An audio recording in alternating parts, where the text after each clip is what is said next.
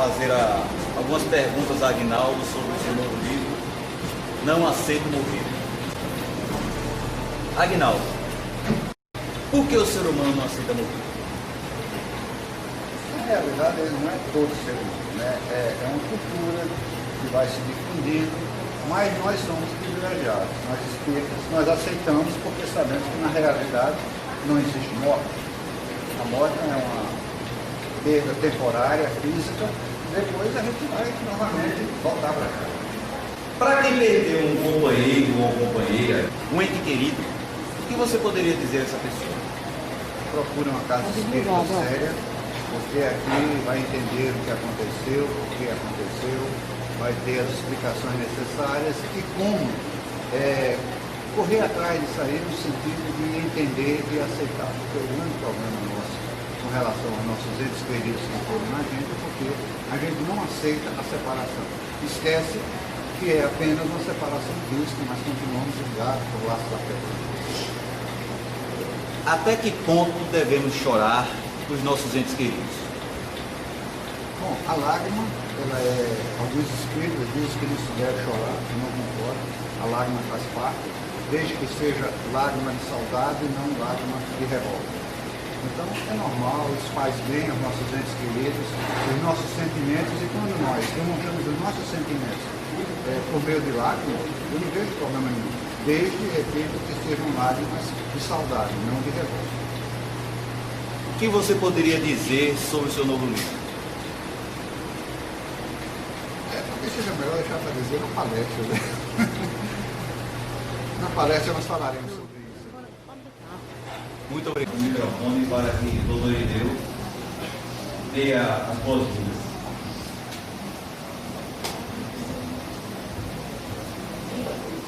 Boas-vindas a mais um evento muito importante na Casa Espírita, que é o lançamento do livro.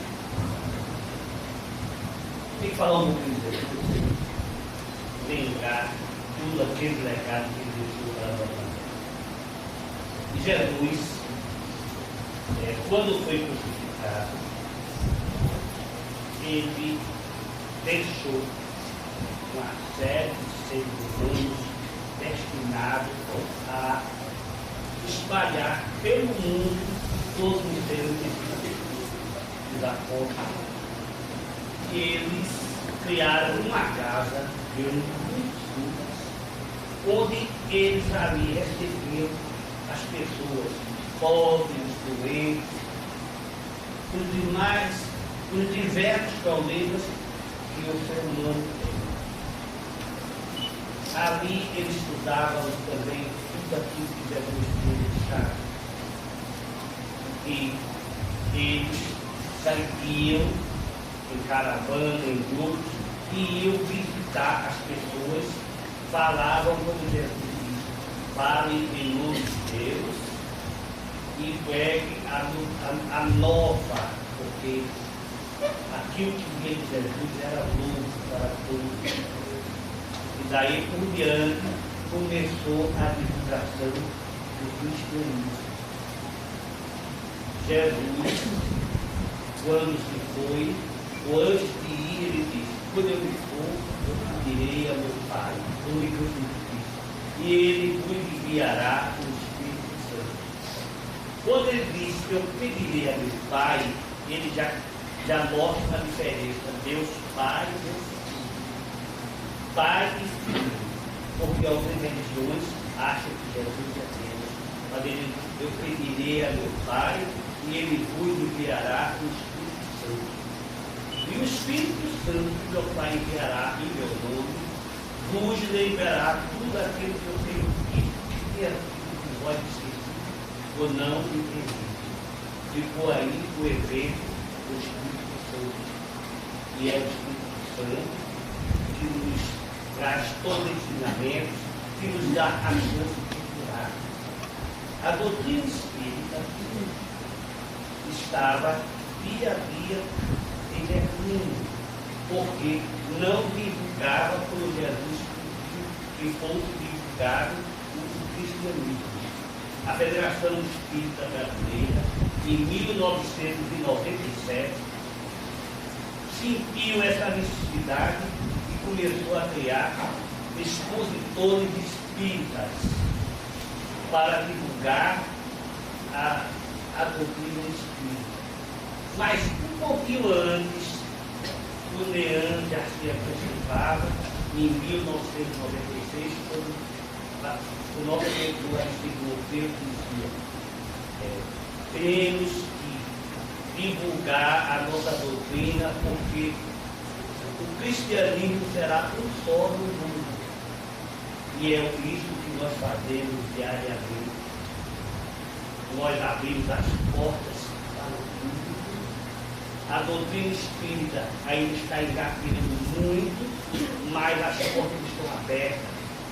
Jesus diz: curai os doentes, e a doutrina espírita está praticando a cura, está ajudando, mas ela precisa divulgar. Ela precisa levar as pessoas à doutrina espírita, precisa levar o conhecimento, porque muita gente ainda hoje não aceita o espiritismo, porque nós vivíamos de portas fechadas, só para um grupo. Para vocês terem uma ideia, quantos médiuns teve nessa sala? E eles não tinham chance de desenvolver essa sala. E hoje a doutrina espírita abriu as portas pela necessidade que as pessoas têm de desenvolver a mediunidade. A partir deste período, nós começamos a ter um amplo desenvolvimento e um amplo crescimento, porque a nossa casa cresceu, porque nós passamos a divulgar a doutrina e deixamos de trabalhar aqueles que querem trabalhar. Porque o mentor diz assim: é falta de caridade não deixar trabalhar aquele que precisa. Hoje, estamos dando um passo largo na doutrina espírita.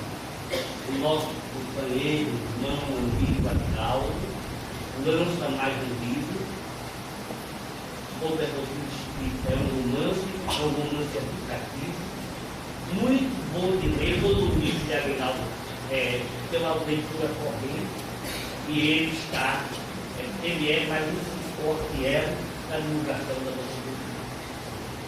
Eu não vou falar mais, porque nós vamos sentir todo o amor que Aguinaldo tem ao Leandro, a doutrina espírita e a Jesus já necessitados pelo seu trabalho, não só nas palestras, não só nas salas de doutrinação, enfim, em tudo por tudo que ele aqui realiza.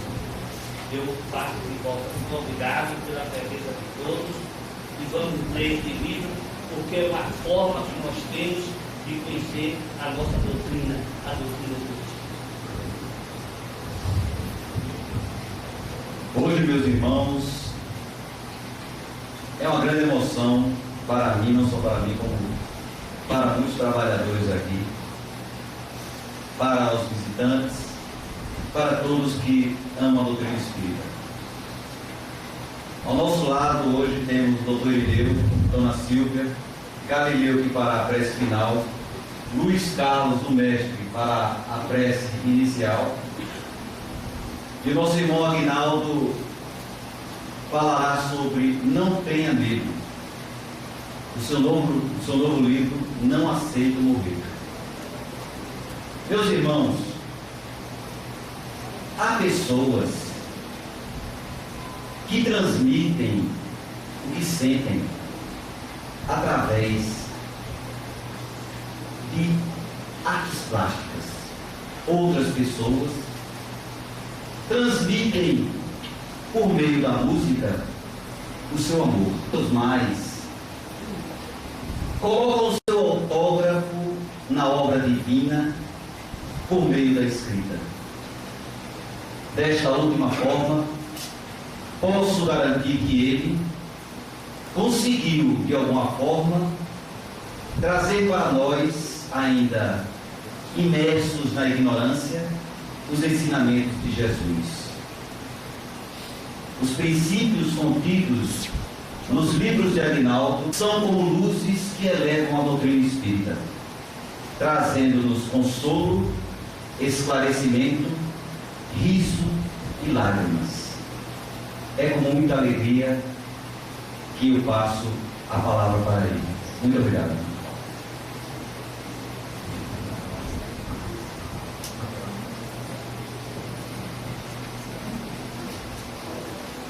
Como sempre diz Irineu, Deus é Pai, bom e justo e ama seus filhos.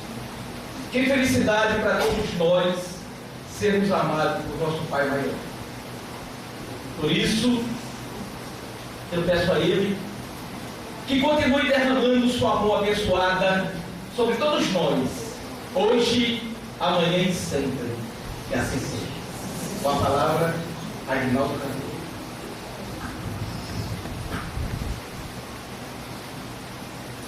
Senhoras, senhores, muitíssimo obrigado pelas suas presenças. Eu gostaria inicialmente de agradecer as palavras generosas dos meus irmãos que estão à mesa. Sumoto que eu sou inteligente, só convidei amigos para a mesa, então eles não vão falar mal de mim mesmo. Mas na realidade eu sei que o que falaram foi ditado pelos seus corações. Eu quero agradecer também a dona Silvia, que ontem, às 5 horas da manhã, estava aqui para abrir o NEAM, para que a Globo se instalasse. Eu até aproveito para fazer um esclarecimento, porque durante as chamadas da Globo, para a entrevista que seria feita comigo, eles colocavam lá médio e escritor. Então, eu não sou médio no sentido usual da palavra, médio ostensivo. Tanto é que, conversando com a jornalista, ela perguntou: você ouve ou você vê? Eu disse: nem uma coisa nem outra. Todos tínhamos mediunidade, lógico, mas essa ofensiva aí é a seara do Irineu. Realmente, espero que tenha sido esclarecido. Eu não tenho esse tipo de mediunidade. Lógico, eu tenho alguma intuição. Eu quero agradecer também a Rosa e Cleonice, que decoraram aqui o nosso salão, ficou mais alegre, mais bonito.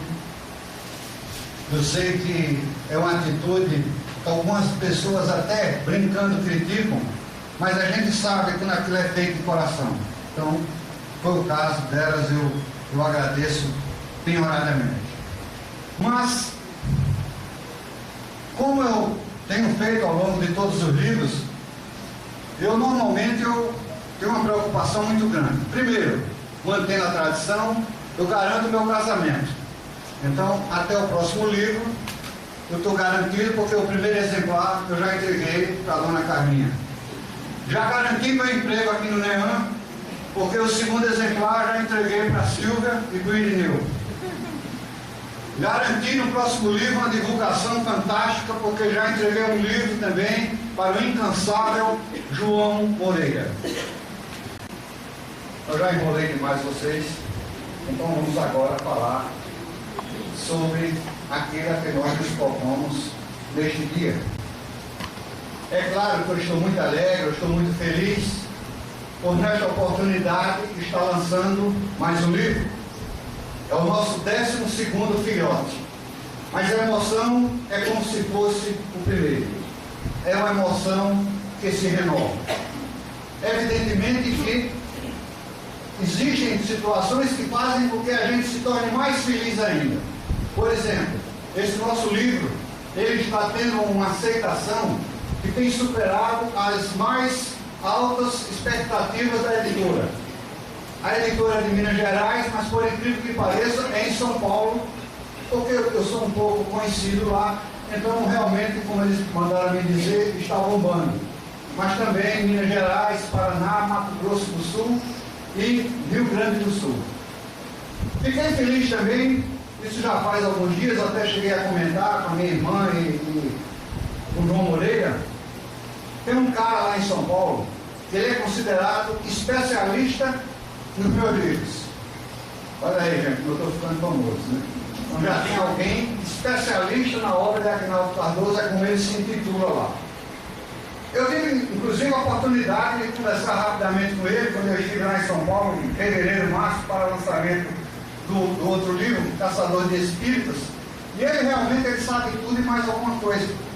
Eu não lembro o nome dele, mas ele conversando comigo, ele dizia: Aguinaldo, eu sou apaixonado por personagem tal livro, e você? Eu digo: eu também, mas só que eu não lembrava mais, realmente não lembrava. Eu lembrava do livro, mas do personagem nem sempre eu lembrava.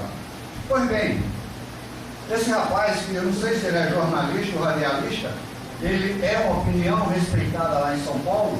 Ele, há pouco tempo, ele, não sei se foi numa rádio, numa entrevista, ele disse que esse nosso livro, Não Aceito Morrer, desta vez, mesmo mantendo o bom humor, mantendo bastante conteúdo doutrinário, que segundo ele são típicos próprios da minha obra, dos meus livros, desta vez, gente, isso é ele que falou, desta vez Aguinaldo se superou, porque o Não Aceito Morrer não foi escrito com as mãos, não foi pensado com o cérebro, ele foi escrito e pensado com o coração, devido à enorme carga emocional que ele passa. Fecha aspas. Honestamente, não sei se é isso tudo, mas uma coisa eu posso lhes dizer. Até então, o livro que mais havia mexido comigo foi o primeiro, Oásis Sertanejo. Mas esse segundo deu uma reviravolta e realmente eu me emocionei muito, tanto durante a sua elaboração como depois, quando chegou agora que eu abri e comecei a ler. Pode ser também porque a gente vai envelhecendo, vai ficando meio frouxo, né? Chora fácil, se emociona fácil, mas realmente ele toca bastante. Este nosso livro, ele conta, ele narra a história, ou melhor dizer, do drama da bela jovem Sacha Marion. Sacha, ela nunca esteve tão feliz, tão alegre, tão radiante. Completara 15 anos, e naquela noite haveria o tão sonhado, o tão esperado baile de debutantes na famosa Arcádia Marim dos Caetés, em Olinda, onde ao lado de outras jovens ela seria oficialmente apresentada à sociedade olindense. Coroando a sua alegria, ela seria levada ao baile pelo mais cobiçado garoto do colégio, o capitão do time de futebol, João Moreira. Eita! Sacha, ela ganhou uma disputa acirrada com Vera Neri e Mariluz Feijó. Elas queriam tanto ser levadas ao baile por João Moreira que tentaram fisgá-lo pelo estômago. Sabiam que ele adorava uma buchada e uma mão de vaca, e elas fizeram. João Moreira almoçou um dia com a Vera, o outro com a Mariluz, mas foi Sacha quem ele convidou para levar ao baile de debutantes. Em resumo, aquela noite tinha tudo para ser uma noite perfeita, uma noite ímpar, inesquecível. Infelizmente, não foi isso que aconteceu. Colisão frontal. Forte, terrível, assustadora, ferros retorcidos, lágrimas, sirenes, ambulância, hospitais, gritos lancinantes de dor e de desespero. Em questão de segundos, os mais belos sonhos da jovem Sacha foram bruscamente interrompidos. E ela começa uma titânica luta pela sua vida, porque ela não aceita morrer. Sacha é uma jovem inteligente, questionadora, independente, não tem religião, não acredita em Deus. Ela entra em coma. Durante o coma passa pela EQM, experiência de quase morte. E durante os seus desdobramentos, para alguns que talvez não saibam, é quando o espírito se afasta do corpo. Isso acontece com frequência quando dormimos. Então, durante os seus desdobramentos, Sacha vai tomando contato com a realidade do que é o mundo espiritual. Quando ela, típico da sua personalidade, ela aproveita para contestar veementemente a tão falada bondade divina que a mantém aos 15 anos presa em um leito de hospital como uma paciente terminal. Ela também começa a conhecer os maravilhosos ensinamentos da doutrina espírita, que mais na frente iriam auxiliá-la muito. Pois bem, depois de alguns anos, 3, 4 anos, praticamente um vegetal, a família é tentada ser convencida pelos médicos que desistem dela de praticar a eutanásia, que de uma forma bem simples significa desligar os aparelhos que mantêm o paciente vivo. Eutanásia, a famigerada eutanásia, conhecida no meio jurídico também como homicídio piedoso. Mas no caso de Sacha, inerte, sem poder falar, mas cujos olhos parecem gritar: não aceito morrer, a eutanásia não é um homicídio piedoso, é um homicídio impiedoso, cruel, desumano e premeditado. No nosso livro, entre outros assuntos, nós falamos principalmente da morte na visão espírita, da preocupação que sofrem, da aflição que passam os espíritos desencarnados por conta do desespero daqueles que ficam e não aceitam com resignação a sua morte. Nós falamos também do bálsamo, que significa o conhecimento espírita na hora da nossa última viagem, tanto para quem viaja como para quem fica. Mostramos também que durante o coma, inúmeras vezes o paciente ouve o que médicos, enfermeiros e familiares conversam ali próximo ao leito, inclusive quando estão decidindo se desligam ou não os aparelhos. Mostramos as terríveis consequências da eutanásia. Terríveis. Será que a jovem Sacha, mesmo em coma, ela vai conseguir evitar que os aparelhos sejam desligados? Será que ela, dotada do inabalável vontade de viver, será que ela vai conseguir vencer a sua batalha contra a morte? No livro tem as respostas. Agora, esta nossa conversa que nós estamos tendo, eu dei o nome, eu dei o título de Não Tenha Medo. Não tenha medo. O medo é um companheiro na nossa viagem pela vida, muito frequente, muito presente, muito constante e inoportuno. Ele chega sem avisar, sem pedir licença se instala e para ir embora dá trabalho. Então, nós conversaremos a partir de agora sobre o medo, outros assuntos também, mas basicamente isso, sobre o medo da morte e a morte na visão espírita. Mas vamos começar com ele, o medo. É madrugada numa noite fria, silenciosa, escura, sem lua, sem estrelas, apenas o vento sussurra levemente nas árvores, cujas folhas se agitam discretamente. É uma estrada solitária e ele caminha naquela estrada. Está nervoso, está apreensivo. De repente, uma coruja, sinal de má sorte para alguns, dá um voo rasante sobre sua cabeça, fazendo com que ele estremeça de sangue, de susto e de medo. Porque o sangue lhe fugiu na realidade. Quem o visse, ele estava pálido como a morte.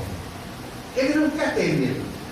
Mas numa noite como aquela, num local como aquele, considerado por muitos como mal assombrado, confirmado por alguns relatos que disseram ter visto alma penada passeando por ali, para lá e para cá, claro que dava medo. Mas ele precisava caminhar. E ele continuou sua caminhada. De repente, a natureza se cala. Até o vento para de sussurrar nas árvores. E ele, o caminheiro solitário, que até então só estava ouvindo a sua respiração ofegante, ele ouve passadas atrás de si. Ele se volta, tentando ver quem o persegue, ou quem o segue. Não consegue ver nada, está muito escuro, um breu. Tirando coragem de onde não tinha, mesmo assim ele indaga: quem vem lá? Não obtém resposta.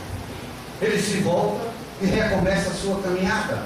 E novamente ouve passadas lhe seguindo. Ele acelera, ele diminui, e quem o persegue faz exatamente a mesma coisa.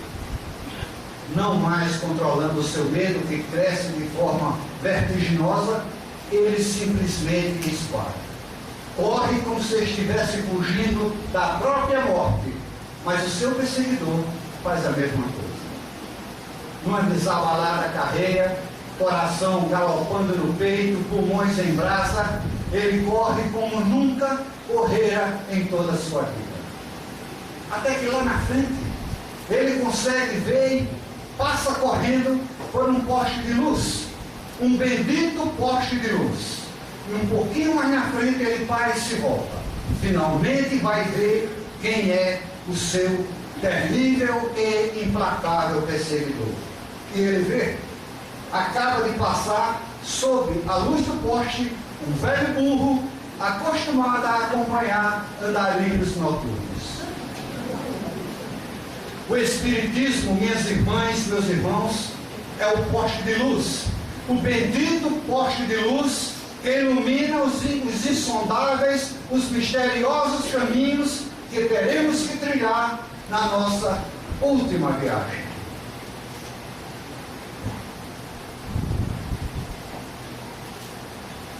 Independente de falarmos daqui a pouco sobre o Espiritismo, vamos ficar mais um pouquinho aqui sobre o medo. Todo mundo deseja ardentemente ser feliz, independente da forma como cada um vive. É uma coisa lógica. Claro que nem sempre aquilo que me faz feliz fará o Rui feliz, fará o Barbosa feliz. Porque a felicidade, ela cresce, ela nasce, ela se origina inicialmente nos nossos sonhos. E os nossos sonhos, como o próprio nome está dizendo, são nossos. Então eles são pessoais, eles são únicos, eles são especiais. Ora, aqueles que, por medo de sonhar, por medo de fracassar, não tentam nada, não arriscam nada, escondem-se na sua zona de conforto e ficam vendo a vida passar. Ora, aquele que com medo de fracassar, com medo de falhar, não tenta nada, não arrisca nada, ele está mantendo o medo mais próximo de si do que nunca. Porque o medo ele tem que ser enfrentado. Quem vive com medo, não vive. Viver implica na possibilidade de perder algo, de perder alguma coisa, na possibilidade de fracassar, sim, na possibilidade de errar, lógico.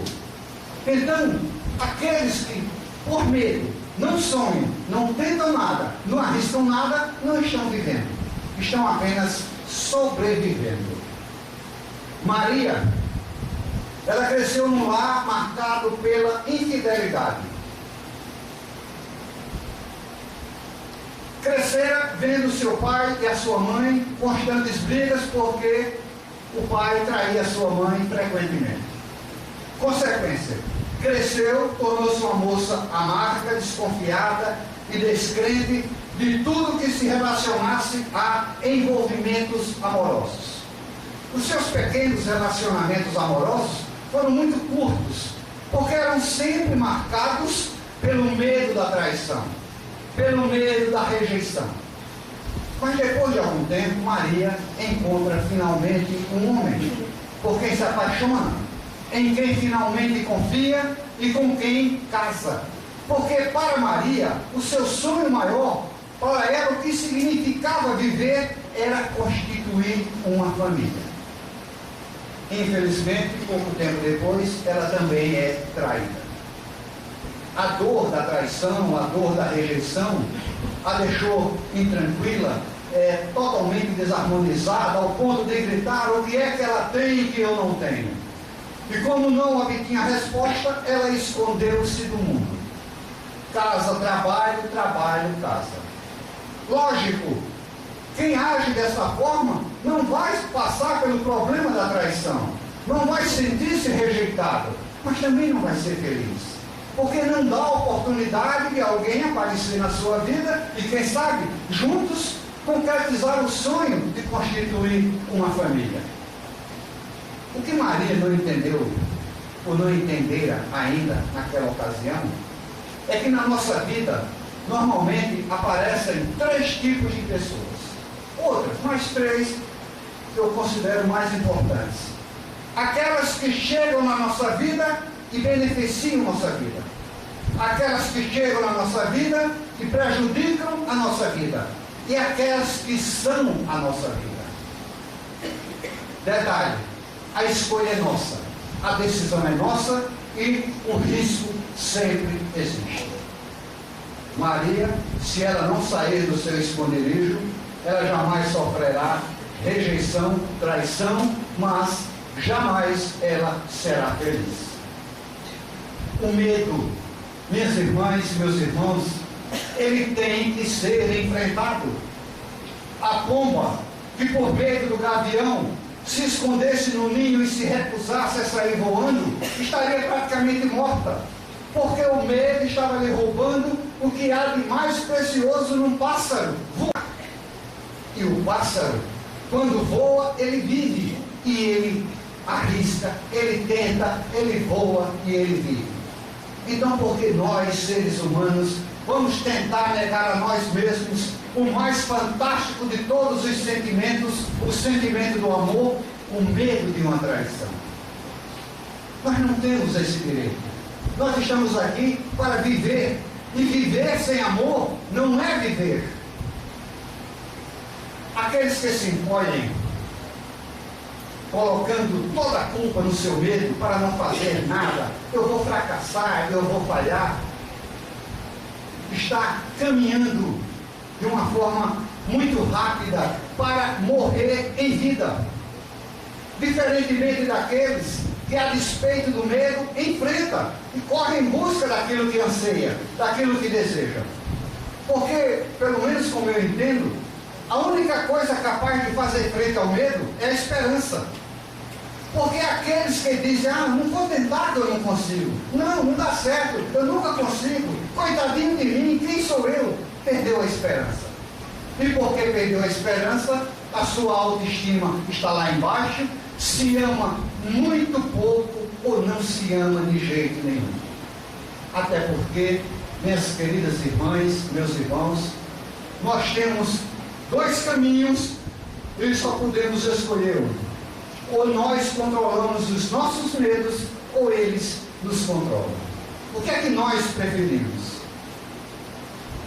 É noite, ela está sozinha em casa, está nervosa, nunca havia ficado em casa sozinha, não conseguiu conciliar o sono, levantou para tomar uma água na cozinha, quando de repente uma pancada. Meu Deus, é alguém tentando entrar. Será que outra pancada é um ladrão? Mas eu tenho certeza que eu fechei a porta. Se não for ladrão, deve ser uma alma, deve ser um espírito. Aquela sombra que está passando, nossa Senhora, meu Deus do céu. Aí de repente ela para, levanta a cabeça, respira fundo e diz: não, eu não vou ficar nessa aqui de horror. Eu não vou voltar correndo para ficar embaixo do lençol, até porque o espírito pode chegar lá e puxar o lençol e me deixar descoberto. Eu vou ver o que está acontecendo. E ela vai, lentamente, os pés pesam toneladas, mas ela enfrenta o seu medo e vai ver o que está acontecendo. E ela viu que não estava acontecendo nada, era apenas um postigo da janela que o vento fazia oscilar. Ela enfrentou o seu medo. Imaginem, como eu acabei de falar, se ela volta para a cama, se cobre todinha, deixa só o nariz de fora para respirar, achando que a qualquer momento o espírito vai chegar e puxar o lençol, isso até o amanhecer seria uma tortura. Então ela enfrentou o seu medo. O medo ele tem muitas faces. Há pessoas que têm medo de injeção, de avião, de navio, de solidão, traição, espírito, velhice, por aí vai. Sem falar nos nossos medos pessoais. Mas ainda existem aqueles dois medos que são os mais comuns aos seres humanos. O medo da morte e o medo de morrer. E são medos diferentes. O medo de morrer é um medo natural, normal, espontâneo e positivo. É porque temos medo de morrer, que quando mexemos com a eletricidade, fazemos isso com cuidado. Antes de atravessar uma rua, olhamos cautelosamente se vem algum carro, medo de morrer. Não nos aproximamos demais da borda de um precipício, porque temos medo de morrer. O medo da morte, aí é outro departamento. Normalmente é algo que foi assimilado na cultura onde vivemos. Morte é tabu. É comum quando está vendo um grupo conversando, de repente alguém diz, não dá para a gente mudar de assunto não? Ô, Cida, vira essa boca para lá. Vera, pelo amor de Deus, chega de falar de coisa triste. Agora, neste exato momento, alguém pode estar pensando aí, puxa, mas Aguinaldo, no dia de festa, lançamento do livro, tanto assunto legal para ele falar, e resolve falar de quê? De morte. Resolvi mesmo. Resolvi porque é importante. É importante nós nos conscientizarmos que a morte é inevitável. Não há como escapar da morte. Não tem jeito. Outra coisa mais importante ainda, nós, todos nós, só temos a ganhar se bem nos prepararmos para bem receber a Dona Morte. Joana de Ângeles, ela disse que o medo da morte é uma herança ancestral. Provavelmente por conta do Velho Testamento, que apresenta um Deus barra pesada. Um Deus sanguinário, violento, ciumento, invejoso, bota para quebrar. Isso é o que passam as religiões mais tradicionais. Aí o que acontece? Isso distorce o que nós realmente sabemos que acontece conosco, espíritos. O corpo perece e nós continuamos vivos. É aquela coisa, quem é bom, prêmios celestiais. Quem é mau, castigos eternos e infernais.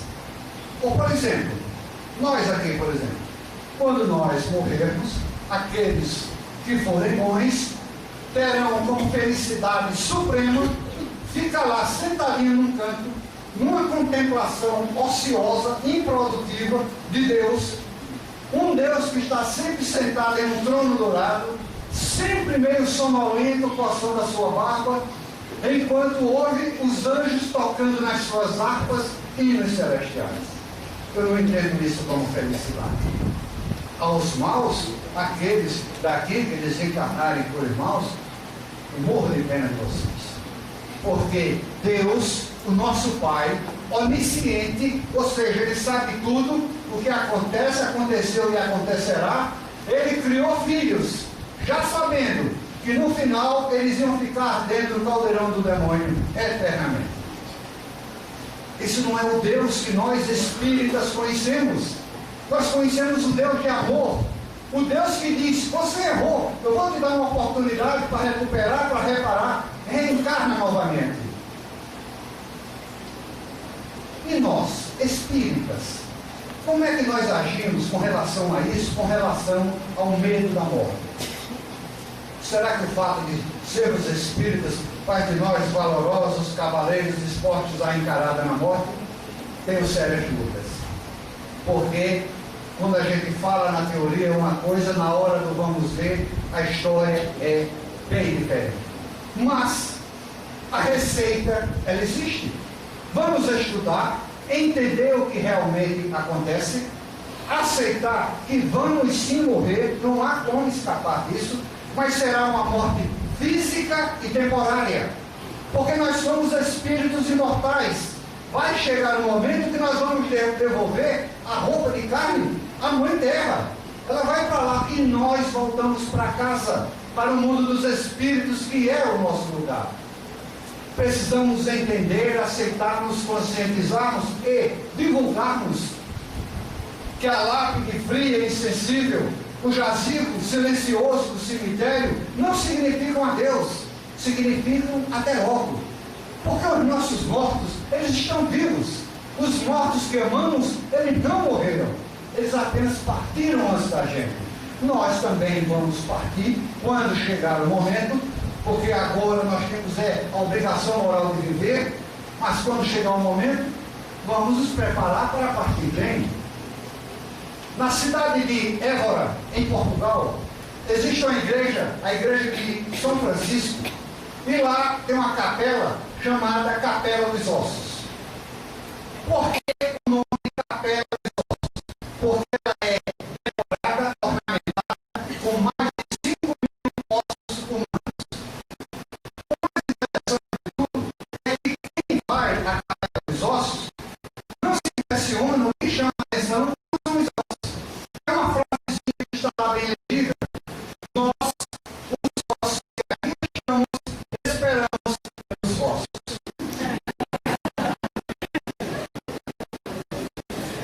Nós, os ossos que aqui estamos, esperamos pelos ossos. Nós sabemos que é inevitável, mas não vamos morrer por antecipação.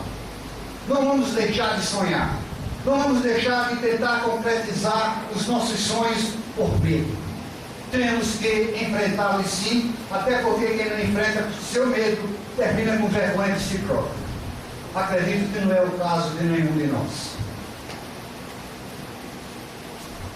Certa vez, eu recebi uma visita e eu quase morro de susto.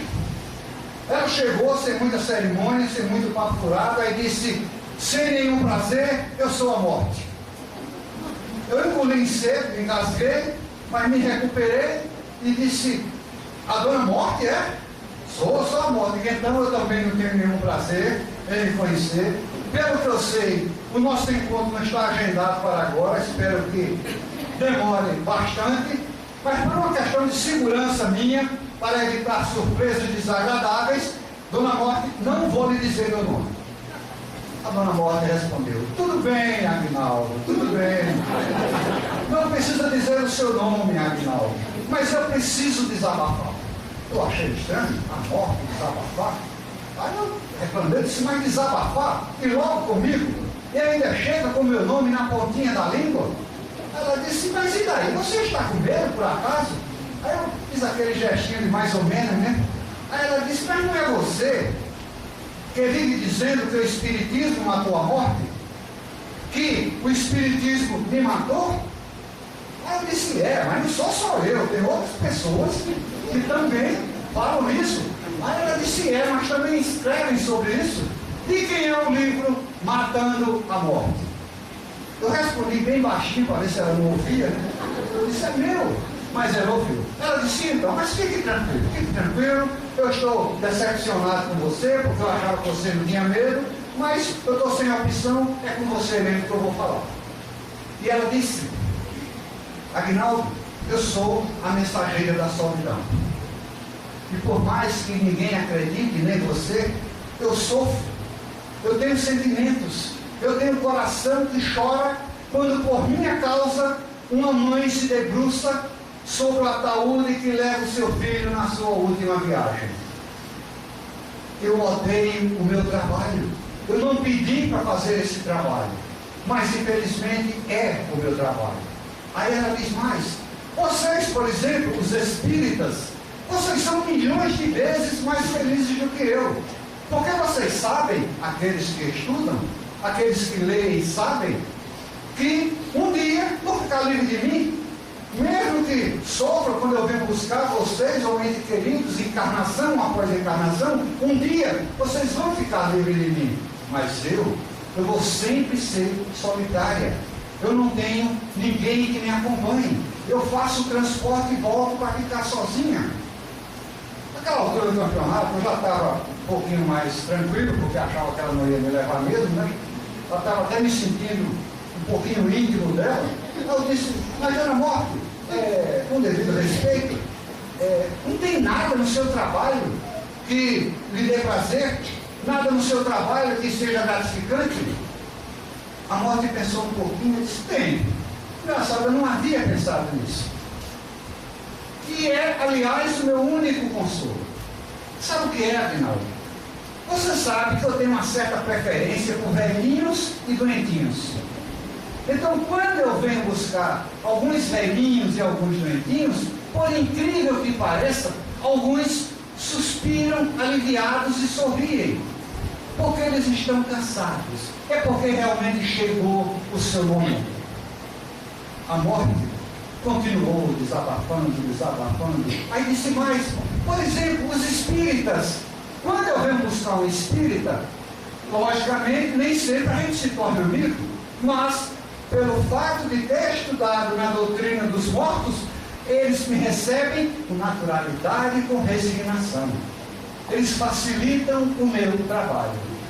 E a morte encerrou dizendo: Aguinaldo, você tem uma ideia do medo que eu causo? Tem pessoas que têm tanto medo de morrer que se matam para não morrer. Se matam para não se encontrar comigo. Na realidade, estão o quê? Facilitando a minha vida. O Espiritismo tem uma série de vantagens que nós espíritas sabemos, e uma delas é saber que somos espíritos imortais, que quando Dona Morte vir nos buscar, na realidade nós estaremos voltando para casa, que ela é apenas o nosso meio de transporte, que o nosso mundo é o mundo dos espíritos, não é aqui. Agora tem um detalhezinho que eu lembrei.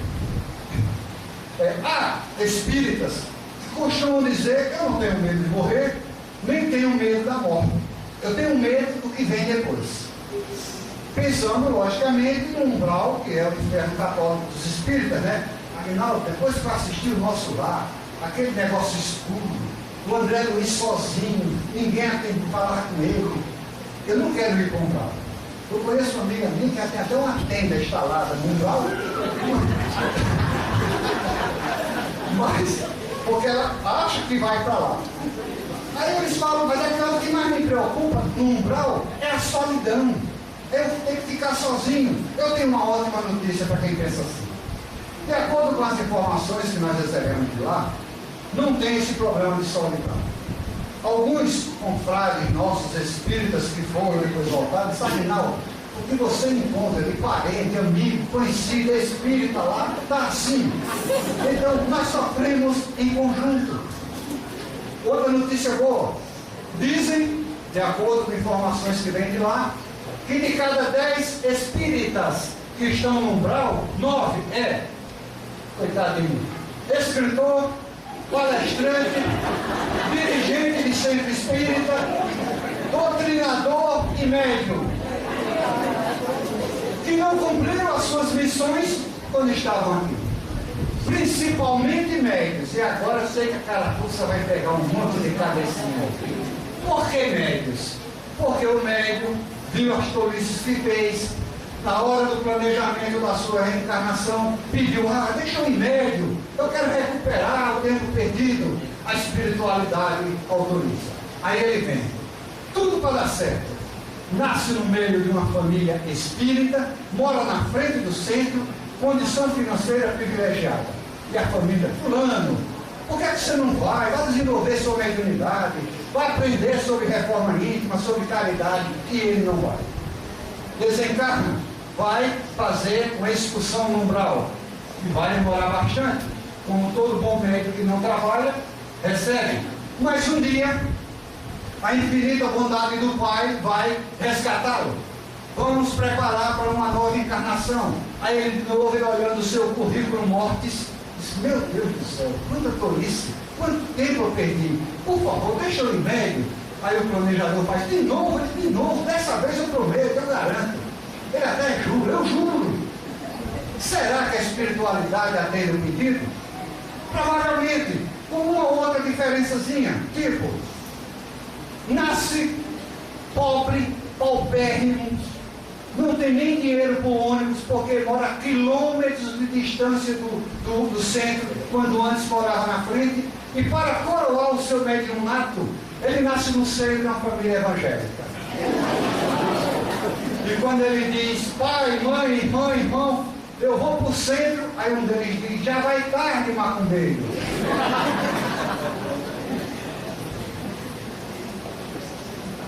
Divaldo Franco, o ídolo encarnado do meu dirigente hoje, do Vladimir, perguntaram a ele em um programa de televisão se ele podia definir de uma forma bem simples o que seja vida, o que seja morte. E ele disse: a morte não significa o fim da vida. A morte é a sensação orgânica, cessação, parou de funcionar. Então houve a morte. Mas a vida em nós, espíritos imortais, é uma jornada ininterrupta, incessante, estejamos utilizando o corpo de carne ou não. Então, morte é quando o organismo nosso para de funcionar, ou seja, está na hora de devolver o corpinho para a Mãe Terra. E ele fala ainda: morrer é fácil, é facílimo, o problema é desencarnar. Porque morrer, como nós acabamos de ver, é quando cessa a atividade biológica, química, física. É diferente do desencarnar. Desencarnar é quando o espírito se desliga do corpo. Muita gente utiliza erradamente como sinônimo morrer e desencarnar. Não é. Muitos morrem e continuam encarnados, ou seja, presos ao corpo, aos despojos que estão lá perecendo. Mas vamos em frente. Vamos falar um pouquinho sobre a eutanásia. O que é que o Espiritismo diz a respeito da famigerada eutanásia? Será que é válido se eu tiver um ente querido meu ligado por aparelhos, vivendo graças àquele aparelho, sofrendo muito, dores terríveis, atrozes? Será que é válido eu ir lá e desligar para parar de sofrer? Então vamos ver o que diz o Espiritismo. Eu até trouxe copiado, porque senão eu ia terminar distorcendo. Ele diz o seguinte, de uma forma bem clara: o homem está agonizante e preso de cruéis sofrimentos. Sabe-se que seu estado é desesperador. Será lícito poupar-lhe alguns instantes de dor e de angústias, apressando-lhe o fim? A resposta: isso aqui está no Evangelho segundo o Espiritismo. Quem vos daria o direito de pré-julgar os desígnios de Deus? Ainda que haja chegado ao último extremo, o moribundo, ninguém pode afirmar com segurança que lhe haja soado a hora derradeira. A ciência não se terá enganado nunca em suas previsões. Minorai os derradeiros sofrimentos quanto o puderdes, mas guardai-vos de abreviar a vida, ainda que de 1 minuto, porque este minuto pode evitar muitas lágrimas no futuro.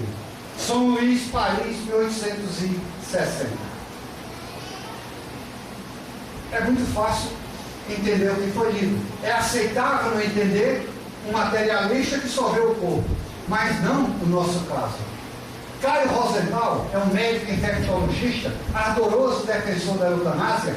Ele diz, quando tem um paciente ainda ligado aos aparelhos: vamos deixá-lo descansar. É assim que os médicos tentam convencer a família a desligar os aparelhos que mantêm o paciente vivo. O rótulo é: você não está cansado de ver seu filho, seu marido, sua esposa sofrendo? Desliga que ele para de sofrer. Isto nós espíritas sabemos. Isso é um erro absurdo e cruel. Muitas vezes, exatamente por conta da eutanásia, o espírito vai sofrer muito mais. O sofrimento se intensifica. Nós somos espíritos imortais. Nós não somos um corpo que utiliza o espírito. Nós somos o espírito que utiliza um corpo. Chegada a hora, devolve-se o corpo à terra e nós continuamos mais vivos do que nunca. Agora, um apelo aos que ficam. Aos que ficam vivos, em relação aos seus entes queridos que partiram ou que irão partir. Minha gente, nós que trabalhamos na área mediúnica, nas reuniões de psicofonia, acontece, acredito que acontece o mesmo na psicografia, de vez em quando chega um espírito reclamando porque não consegue se adaptar ao mundo espiritual por conta das reclamações dos seus parentes aqui, que não aceitam, ficam revoltados porque acham que perderam o seu ente querido. Eu tenho um caso concreto. pessoas conhecidas, inclusive o Irineu conhece, ele não deve estar lembrado. Eu trabalhei há alguns anos nesse escritório de advocacia com uma pessoa, um ser humano fora de série, uma figura humana extraordinária, católico, praticante, totalmente dedicado à família. Aquele que nós poderíamos dizer, um homem de bem. Só que ele cometeu um erro. Ele não ensinou sua filha a pescar, a sua família a pescar. Ele não só pescava, como tratava, preparava e entregava pronto para consumo. Esquecendo que um dia ele ia voltar para casa e a sua família não saberia nem colocar uma isca no anzol. Ele é acometido de uma doença séria, é submetido a uma cirurgia, não suporta, falece. 2, 3 anos depois, ele chega na nossa turma de psicofonia da terça-feira, incorpora e mandou me chamar. Ele nem precisou se identificar, porque a forma como ele falou comigo, eu descobri na hora quem era. Ele disse: meu nobre amigo, pelo amor de Deus. Gente, isso é ensinamento para a vida. Isso não é um papo furado de palestra, não. Isso é ensinamento. Nós temos que pôr isso em prática. Nós que temos entes queridos lá ou que um dia irão. Por favor, raciocine e me acompanhe, porque isso é fundamental para o bem-estar deles. Ele disse: Agnaldo, meu amigo, pelo amor de Deus, peça à minha mulher e à minha filha que parem de me chamar para resolver os problemas dela. Eu não posso, eu não consigo, eu fico desesperado. Ele disse: Agnaldo, quando eu estou me recuperando da cirurgia e sendo levado para um lugar melhor, que elas aqui na terra começam: pai, por que você fez isso? Pai, por que você me abandonou? Fulano, a esposa falando, né? Por que você tinha que nos deixar? O que vai ser de mim agora sem você? Aquele médico negligente matou o meu pai, que não foi verdade, Agnaldo. O médico foi perfeito. Agnaldo, sabe o que é que acontece? Eu fico tão desesperado por não poder atendê-los, que a minha ferida reabre e eu sou obrigado a voltar para o meu estado. Eu e a Carlinha, nós éramos amigos das duas, conversamos com as duas, tínhamos uma certa intimidade para falar o que tinha que ser falado. Dissemos: vocês estão sendo egoístas, vocês estão pensando em vocês, o que vai ser de mim e ele. Hora nenhuma vocês estão pensando nele. Acredito que elas melhoraram durante o tempo, depois eu não sei, porque nós perdemos o contato. Minhas irmãs, meus irmãos, é nesta hora que se encaixa o vamos deixá-lo descansar. Não enquanto está vivo, mesmo ligado em aparelhos. Quando os nossos entes queridos voltarem para casa, aí sim, é hora de deixá-los descansar. Não é esquecer. Claro, nós sentimos saudades, nós fazemos preces, mas querer que eles venham resolver os nossos problemas, pelo amor de Deus, pensemos nele, porque senão nós estamos assinando uma certidão que só pensamos exclusivamente em nós. Eu não posso afirmar que a doutrina espírita é a única que responde a todas as questões sobre a vida e sobre a morte.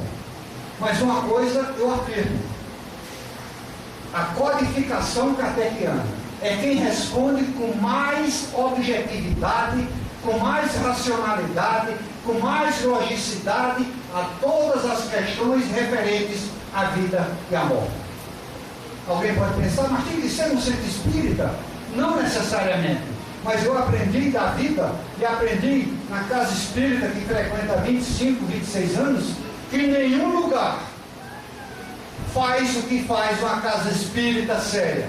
Uma casa espírita séria como o Neon e outras casas espíritas sérias que existem por aí.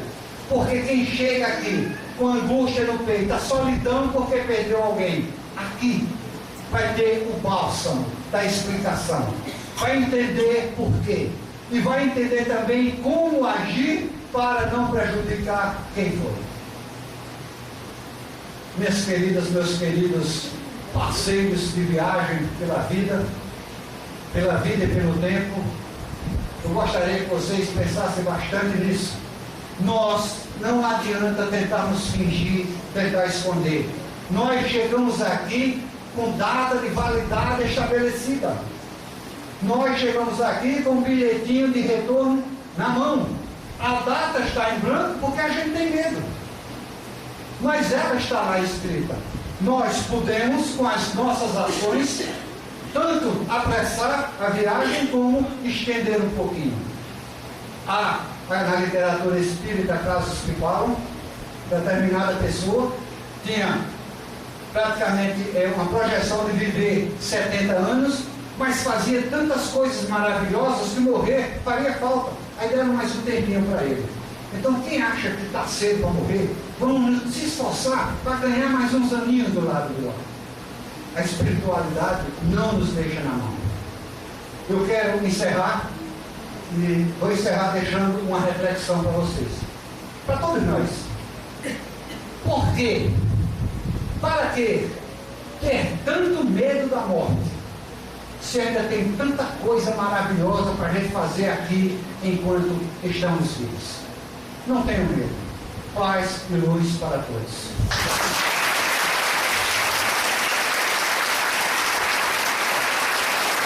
Só temos a agradecer a Aguinaldo por essas diretrizes que ele nos deixou de saber viver, morrer e principalmente desencarnar. Vamos agora finalizar com a prece do nosso irmão Galileu Nascimento. Nós lhe agradecemos, Senhor, por ter nos trazido nessa casa na tarde de hoje, por ter nos brindado suas bênçãos, seus bálsamos, seu amor, sua misericórdia, por sobre todos nós, nossos entes queridos, nossos conhecidos e amigos, no que alguns chamam de loucura, naqueles que estão presos nas drogas, que estão presos porque cometeram deslizes na vida, e aqueles que estão presos nas sarjetas, morrendo de fome e morrendo de sede. Pedimos também, Senhor Jesus, que o Senhor ampare, que o Senhor continue a abençoar a todos os que frequentam a nossa casa, a todos os trabalhadores dessa maravilhosa casa. Abençoe também a direção, aqueles que dirigem os trabalhos do Leão, e junto com a espiritualidade, e junto com o nosso mentor Aristides Monteiro, tentam passar carinho, amor e fraternidade. Que assim seja. Agradecemos a espiritualidade, a Jesus, a Deus nosso Pai, e ao mentor espiritual da casa, Aristides Monteiro, dando por finalizada a primeira parte do trabalho da tarde de hoje. Obrigado.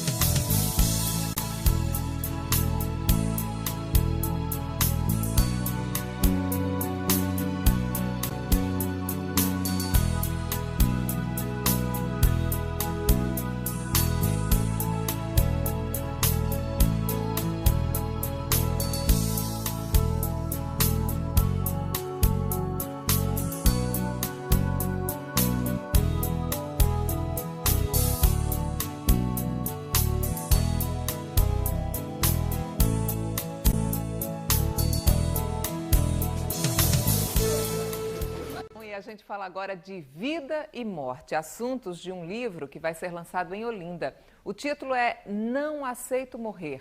e conta a história de uma jovem de 15 anos que sofre um grave acidente de trânsito, fica em coma e morre, para desespero dela e da família. Um romance cheio de lições da doutrina espírita que pode tocar o coração de quem está passando ou já passou pela situação de lidar com a morte de um filho, de um parente ou amigo de forma repentina. O autor do livro é de Alagoas, mas mora em Olinda. A repórter Bianca Carvalho está com ele e vai trazer outros detalhes para a gente agora. Bianca, esse título é bem forte, a gente quer saber qual é o principal ensinamento dele. Quero aproveitar para dar bom dia ao Agnaldo. Bom dia para você, Agnaldo. Bem-vindo ao Bom Dia Pernambuco. Meire, o principal ensinamento do livro é preparar a pessoa para o encontro inevitável com a morte. Todo mundo sabe que vai morrer, né? A gente não sabe quando e a gente não sabe como. Então, como e quando são dúvidas que todo mundo tem. Na verdade, as pessoas têm, mas às vezes nem aceitam falar sobre isso. Eu estava conversando com o Agnaldo agora. Às vezes a morte é um assunto tabu, né? A gente sabe que vai morrer, a gente não sabe como, a gente não quer falar sobre isso, a gente não entende. Bom dia, Agnaldo. Bom dia, é um prazer estar aqui. Estou totalmente à disposição de qualquer assunto referente e aproveitar inicialmente para agradecer a oportunidade. Que joia, que joia. E essa história da morte, Agnaldo, por que é tão difícil para a gente falar sobre isso, né? Se o encontro é inevitável, em qualquer religião todo mundo sabe que vai morrer. É muito difícil para a gente falar sobre isso. Eu acredito que isso é uma herança até ancestral, porque isso vem passando há muito tempo, de geração para geração. Morte é tabu, não se quer falar, como se falar se fosse atraí-la, quando na realidade não é. Nós temos apenas que nos preparar e nos prepararmos bem para bem recebê-la. O teu livro, ele conta a história de uma menina de 15 anos que está indo para a festa, de repente sofre um acidente, perde a vida. E aí tem a não aceitação dela, a não aceitação da família dela. É verdade. Esse livro, há muito tempo eu tinha vontade de escrever sobre isso, porque é algo que choca muito as pessoas, principalmente quando envolve crianças e jovens. Então, nós relatamos durante o livro a preparação que é necessária, a falta que faz esta preparação e o que acontece antes, durante e depois da morte. Agnaldo, por que a dor das pessoas que ficam acaba atrapalhando aquela pessoa que morre para a doutrina espírita? Porque o espírito, todos nós, quando desencarnamos, nós passamos por alguns momentos de inquietação. Isso varia ao infinito, de acordo com o grau evolutivo de cada um. Mas o que vai acontecer depois, além de ser consequência do nosso grau evolutivo, é consequência também daqueles que ficam. Porque, às vezes, o espírito ele não consegue se adaptar no mundo espiritual exatamente por conta da falta de resignação, até de revolta dos seus parentes que não conseguem entender porque seu ente querido morreu. Muita gente pensa que espírita não sofre, né? Tem gente que diz assim, não, mas então vocês falam tanto disso, que morte e vida são faces da mesma moeda, significa então que vocês aceitam a morte, vocês não sofrem, mas não é assim, é entender. Na realidade, quando eu falo que são duas faces da mesma moeda, é porque nós espíritas sabemos e procuramos divulgar isso, que o que acontece é apenas uma morte física e temporária. Que os nossos mortos não estão mortos, os mortos que amamos não morreram, eles apenas partiram antes da gente e nós vamos depois partir também e vamos reencontrá-los. Meire quer participar dessa conversa, Agnaldo? Oi, Meire. Pois é, eu queria saber qual deve ser a atitude de quem fica sofrendo e com aquela dor tão forte no coração. Como é que a gente transforma esse sentimento para não fazer com que o espírito sofra do outro lado, Agnaldo? Olha, eu acho que tudo começa do entendimento. Porque eu acredito não, inclusive eu afirmo, que o melhor lugar onde a gente encontra o refrigério, encontra a explicação e a solução para um coração que está doendo porque perdeu um ente querido é numa casa espírita, porque ele explica o que aconteceu. Nós sofremos muito porque não sabemos o que está acontecendo. Nós perdemos o ente querido, o Espiritismo diz, não, você não perdeu. Ele apenas foi um pouquinho antes de você. Então, isso faz com que nós, aos poucos, a gente vá aceitando a ideia de que o nosso ente está em outro lugar, que depois nós vamos reencontrá-lo. Isso é muito difícil mesmo, né? E as pessoas que ficaram curiosas, querem ler o seu livro, onde é que a gente pode encontrar esse livro? Como é que vai ser o lançamento, Agnaldo? O nosso livro será lançado amanhã, aqui no NEAM, que fica na rua Cândido Pessoa, pertinho do Hospital Tricentenário. Chegou no Tricentenário, encontre o NEAM.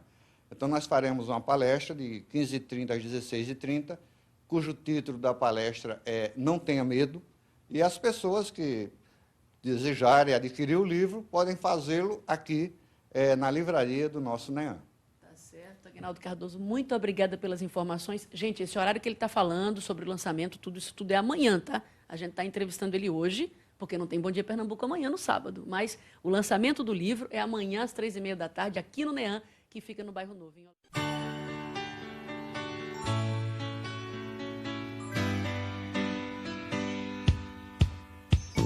A veces pienso en esta soledad. Por años yo busqué a no sé quién. Lo mucho que perdí para ganar. Y solo por defender mi libertad. A veces pienso que es lo mejor. Si está el silencio, el ruido de un hogar. Ambos te dan algo que ganar. Y en ambos hay algo que perder. Como quisiera cambiarlo todo y volver